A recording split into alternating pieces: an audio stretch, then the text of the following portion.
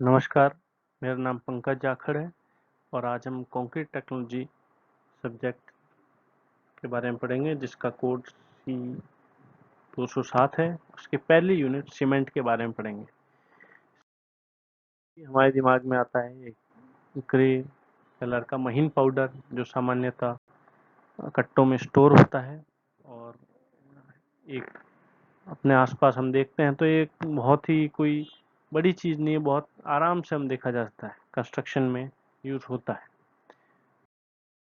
के बारे में कुछ हम सबसे पहले तथ्य बात कर लें। ग्रे सीमेंट जो अपने पिछले स्लाइड में देखी थी, सबसे ज़्यादा प्रयोग ली जाने वाली सीमेंट है और इसकी कीमत लगभग 7 रुपये प्रति किलो होती है और एक कट्टा होता है वो 50 किलो का होता है, तो उसका लगभग 350 रुपये कीमत होती है।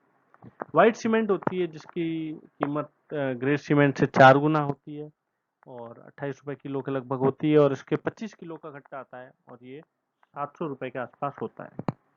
तो कीमत जानना इसलिए ज़रूरी है क्योंकि हर चीज़ लगभग अर्थव्यवस्था पे टिकी है। जो चीज़ सस्ती होती है हम उसका प्रयोग ज़्यादा करते हैं और जो चीज़ महंगी होती है उसका प्रयोग किफ़ायती रूप से करते हैं। अ, इसका सबसे बड़ा उदाहरण ये देख सकते हैं हम कि पेट्रोल होता है तो उसका हम प्रयोग संभल संभल के करते हैं और केरोसिन चूंकि सस्ता है इसलिए हम उसका प्रयोग बड़े आराम से चिमनी में कर सकते हैं।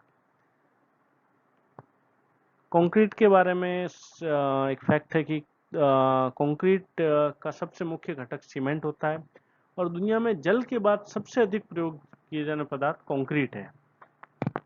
तो ईयरली दुनिया भर में लगभग 20 टन कंक्रीट प्रोड्यूस होता है और इसका सबसे मेजर जो प्रोड्यूसर है या कंज्यूमर है हम कह सकते हैं वो है चाइना, क्योंकि वहाँ सबसे ज़्यादा कंस्ट्रक्शन आज की तारीख में हो रहा है।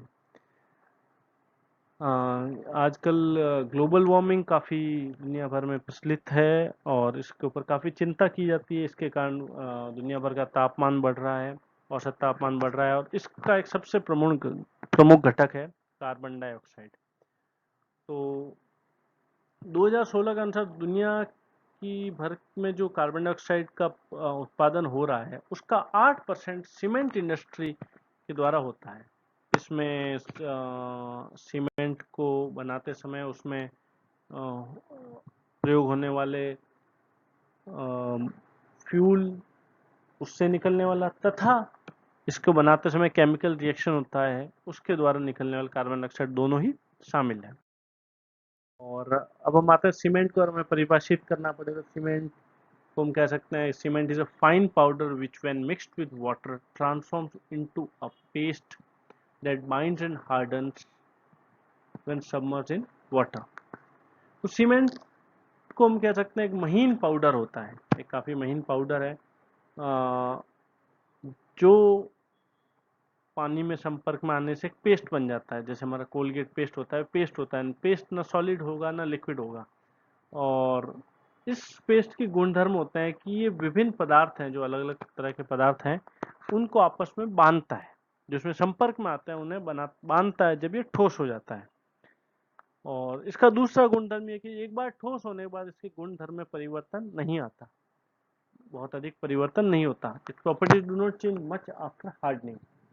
इसका मतलब ये है कि एक बार इसने किसी दो पदार्थों को आपस में बांध दिया या बंधक बना लिया तो इसके वो बंधन है वो आपस में आराम से टूटेगा नहीं। ठोस होने के बाद एक तरह से स्थायी हो गया। इसके अलावा मान लो इसका कोई रंग है, वो स्थायी होने के बाद रंग परिवर्तन नहीं होगा। इसकी मजबूती है, सामर्थ्य है, वो भी इसमें ठोस होने के बाद मजबूती है वो भी कम नहीं होगी। ये एक काफ़ी इम्पोर्टेंट गुण है कंस्ट्रक्शन इंडस्ट्री में, क्योंकि हम जो बिल्डिंग बना रहे हैं कोई भी है तो वो 1 साल के लिए, 1 दिन के लिए बनाते हैं। हम ये सामान्यतः 50-60 साल के लिए बनाते हैं। आशा करते हैं 50-60 साल टिके, तो उसके लिए समय के साथ गुणधर्म परिवर्तन नहीं होना एक बहुत महत्वपूर्ण सबसे आवश्यक गुण है। हो सकता है हम कोई चीज़ आज बंधक हो, उसमें ज़रूरत से ज़्यादा हो। मान लो हम कागज़ का बना लेते हैं, मान लीजिए हम गोंद का प्रयोग करते हैं, तो हो सकता है गोंद बहुत अच्छा बंधक हो, सीमेंट से ज़्यादा अच्छा बंधक हो, फेविक्विक हो, ये सब चीज़ें हो सकती है। परंतु समय के साथ तापमान, बारिश, तापमान परिवर्तन, बारिश, नमी, लोडिंग, अनलोडिंग और भी कई हैं जो ये परिवर्तन हो रहे हैं, इनके कारण उसकी सामर्थ्य में परिवर्तन नहीं होना, ये सबसे महत्वपूर्ण है। इसलिए सीमेंट का प्रयोग सबसे ज़्यादा किया जाता है। इसलिए हम देखते हैं पुराने किले हैं आज तो 500 सालों से बहुत ही मजबूती से खड़े हैं। क्यों हैं? क्यों उनमें सीमेंट या सीमेंट का एक रूप चूना यूज किया गया था। सीमेंट का जो रॉ मटेरियल था उसका प्रयोग किया गया था, तो उसके गुण धर्म परिवर्तन नहीं हो रहे हैं समय के साथ, वो कमजोर नहीं हो रहे हैं, कमजोर होने की दर बहुत ही कम है। इसलिए एक सीमेंट का बहुत ही महत्वपूर्ण गुण है। सीमेंट के अलावा भी कई बंधक मटेरियल है, कॉमन बाइंडिंग मटेरियल है जो प्रयोग में लिए जा सकते हैं। तो सामान्यतः जो कॉमन बाइंडिंग मटेरियल है, सबसे पहला हमने देख लिया सीमेंट है, फिर लाइम, चूना जो सीमेंट से पहले प्रयोग लिया जाता था, आज भी कई जगह चूना प्रयोग में लिया जाता है। इसके अलावा बिटुमेन डामर है, उसका प्रयोग सड़क निर्माण में लिया जाता है, काले रंग का होता है, हमने देखा है। यह भी एक बंधक है, अलग एग्रीगेट गिट्टी होती है उसको बांध के रखता है। इसके अलावा हम देख रहे हैं ग्रामीण क्षेत्रों में कहीं पर कई जगह आज भी क्ले या चिकनी मिट्टी को बंधक में प्रयोग लिया जाता है। और कच्ची झोपड़ियाँ होती है या दीवारें होती है उनमें ये लिया जाता है। और आर्टिफिशियल में ले तो फेविकॉल भी एक तरह का बंधक है जिससे हम लकड़ियाँ चिपकाते हैं, और गोंद है जिससे हम कागज चिपकाते हैं, यह भी एक बंधक पदार्थ है। अब इन सब की अलग अलग गुणधर्म है, समय के साथ अलग अलग अलग कईयों गुणधर्म समय के साथ परिवर्तित बहुत आसानी से होते हैं, कईयों के परिवर्तित नहीं होते हैं या कम होते हैं। ये है। तो सीमेंट के बारे में आइडिया हो गया कि सीमेंट बेसिकली क्या है, इसकी परिभाषा क्या है, इसका क्या कार्य है, और इसके जैसे और कौन से पदार्थ हैं जो मार्केट में या हमारे आसपास प्रकृति में उपलब्ध हैं।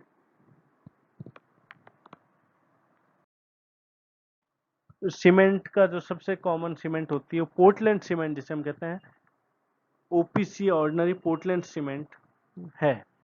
इसका सबसे पहले आविष्कार 1824 में जोसेफ एस्पिडेन ने किया था, और इसको बनाने के लिए जो कच्चे पदार्थ हैं वो पोर्टलैंड नामक एक स्थान है वहां से लाए गए थे, इसलिए इस सीमेंट का नाम पोर्टलैंड सीमेंट पड़ा। जैसे आज हम बोलते हैं सामान्यतः मार्बल को मकराना बोलते हैं, कई जगह बोलते हैं मकराना, क्यों बोलते हैं? क्योंकि मकराना से सबसे पहले वो रॉ मटेरियल सबसे ज़्यादा प्रचुर मात्रा में मकराना में पाया जाता था, तो एक जगह के स्थान पे नाम पड़ गया। ठीक है, ऐसे और कई पदार्थ हैं जिनके नाम पे, मुल्तानी मिट्टी जैसे हम एक पदार्थ होता है, मिट्टी है मुल्तान की, पाकिस्तान में एक जगह, वो राजस्थान में भी बहुत अच्छी मात्रा में प्रचुर मात्रा में पाई जाती है, जिसे बाल धोते हैं, बाल धोने के लिए काफ़ी अच्छा माना जाता है, जिसको राजस्थानी में मेट भी बोलते हैं कई जगह। तो वो उसका सबसे पहले सबसे ज़्यादा प्रचुर मात्रा में मुल्तान जो आज पाकिस्तान में वहाँ पाई जाती थी, इसलिए उसका नाम मुल्तानी मिट्टी पड़ गया। तो ये जगह के नाम पे सबसे पहले या सबसे प्रचुर मात्रा में था, उसके नाम पे अलग अलग ये एक विधि है जो बहुत सामान्यतः प्रयोग ली जाती है हर जगह। अब हम आते हैं कि पोर्टलैंड सीमेंट के घटक क्या होता है। तो सबसे इम्पोर्टेंट घटक है कैल्शियम, सिलिका, एल्यूमिनियम और आयरन। ये तो एलिमेंट हो गए बेसिकली कि कैल्शियम, सिलिका, एल्यूमिनियम और आयरन। तो इनको ये कहाँ पाए जाते हैं? ये एलिमेंट के फॉर्म में पाए जाते हैं, कंपाउंड के फॉर्म में पाए जाते हैं। इनके लिए हम अलग अलग टाइप के रॉ मटेरियल यूज करते हैं। जैसे कैल्शियम के लिए सबसे सामान्य जो रॉ मटेरियल यूज किया जाता है वो है लाइमस्टोन या चूना पत्थर, जिसमें कैल्शियम कार्बोनेट का होता है, यह सबसे ज्यादा प्रयोग लिया जाता है। इसके अलावा सिलिका के लिए सैंड या बजरी का प्रयोग लिया जाता है, और शेल और क्ले का भी प्रयोग लिया जाता है। शेल और क्ले, इनमें सिलिका, एल्यूमिनियम और आयरन तीनों होते हैं। इसके अलावा अगर सीमेंट में मैं आयरन, सिर्फ आयरन के लिए आयरन और भी प्रयोग लिया जाता है, इसमें आयरन होता है। तो ये रॉ मटेरियल है, इसमें ये कंपोनेंट होते हैं बेसिकली, ठीक, कच्चे पदार्थ ये हैं। इसके बाद आता है कि पोर्टलैंड सीमेंट का निर्माण प्रक्रिया, पोर्टलैंड सीमेंट कैसे हम निर्माण करते हैं। तो पोर्टलैंड सीमेंट में बेसिकली हम क्या करते हैं कि जो कच्चे पदार्थ हैं, जो हमने देखे थे चूना पत्थर, iron oxide, silica, shale, clay, इन सबको हम एक फिक्स्ड अनुपात में, निश्चित अनुपात में मिला के गर्म करते हैं 1400 से 1500 डिग्री सेल्सियस पे, 1200 से 1400 डिग्री सेल्सियस पे गर्म करके बनाया जाता है। तो ये एक लाइन का, अगर हमें कहें कि एक लाइन में हमें डिफाइन करना हो मैन्युफैक्चरिंग का क्या है, तो इसलिए हम देखते हैं कि 18वीं शताब्दी से पहले सीमेंट का प्रयोग आविष्कार हुआ था 18वीं शताब्दी में, 1823 में। उससे पहले चूंकि इतने अधिक टेम्परेचर पर रॉ मटेरियल बनाना संभव नहीं था, इसलिए सीमेंट का प्रयोग नहीं करके हम चूने का ही प्रयोग करते थे। चूने को बनाने में इतने अधिक तापमान की जरूरत नहीं होती थी। आजकल इंडस्ट्री है, हमारे पास रॉ मटेरियल है, ओर है, कोयला है, फ्यूल है, पर उस टाइम ये सब सुविधाएं बहुत ही लिमिटेड उपलब्ध। और जब ये पदार्थ आपस में गर्म होके 12-14 डिग्री सेल्सियस पे बन जाते हैं, तो ये 4 अलग अलग टाइप के रॉ मटेरियल कंपाउंड बनाते हैं, जो ये सब आपस में गर्म होके आपस में पिघल के मिल के एक पदार्थ बनाते हैं, मोल्टन मास जिसे बोल सकते हैं हम, वो बनाते हैं। तो इसमें ट्राई कैल्शियम सिलिकेट C3A, जिसको शॉर्ट फॉर्म में लिखते हैं कैल्शियम सी, टेट्रा कैल्शियम एल्यूमिनोफेरेट, ठीक है, डाई कैल्शियम सिलिकेट और C2S, और try calcium aluminate silicate C3S, ये चारों होते हैं। सबसे ज्यादा इसमें परसेंटेज वेट देखेंगे तो किसका होगा, ट्राई कैल्शियम सिलिकेट C3S का। फिर होता है सबसे ज्यादा डाई कैल्शियम सिलिकेट C2S का। फिर होता है ट्राई कैल्शियम एल्यूमिनेट C3A का, और टेट्रा कैल्शियम एल्यूमिनोफेरेट का 8% C4AF। ये 4 घटक हैं। इन चारों का अलग अलग परसेंटेज अगर हम बदलेंगे तो गुणधर्म परिवर्तित होंगे, और चारों का अलग अलग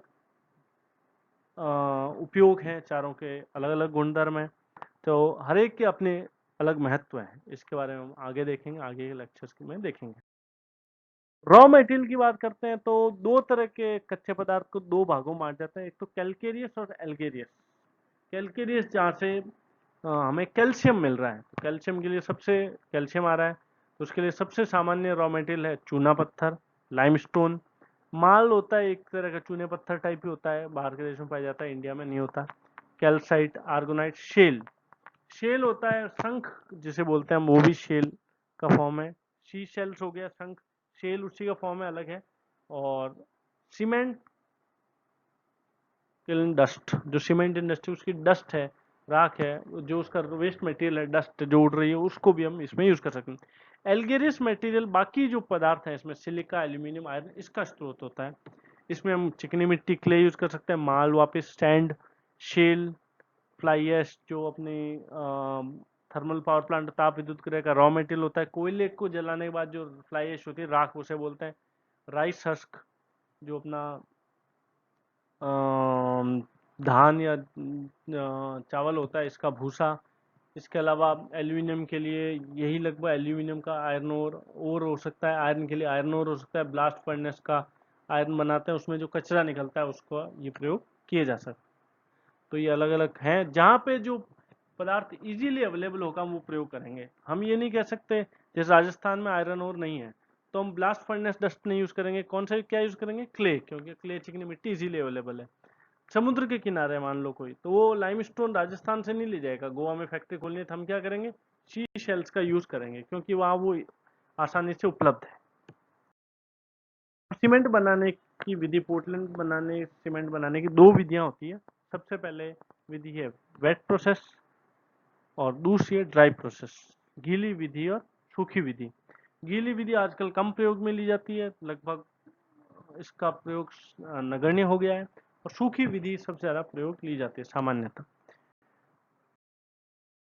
जैसे नाम आ रहा है, इसमें पानी का प्रयोग नहीं लिया जाता, गीली विधि में पानी का प्रयोग लिया जाता है। तो सूखी विधि में कैलकेरियस और एल्गेलियस जो दोनों मटेरियल हैं, उनके कच्चे पदार्थ हैं, उनको सबसे पहले पीछे से हमारे पास आते हैं। तो ये काफ़ी 50-50 सेंटीमीटर के पत्थर होते हैं। इनको टुकड़े, छोटे छोटे टुकड़े कर करके 2 से 5 सेंटीमीटर के टुकड़े गायरी क्रशर में डाल के इनको 2 से 5 सेंटीमीटर तक के टुकड़े किए जाते हैं।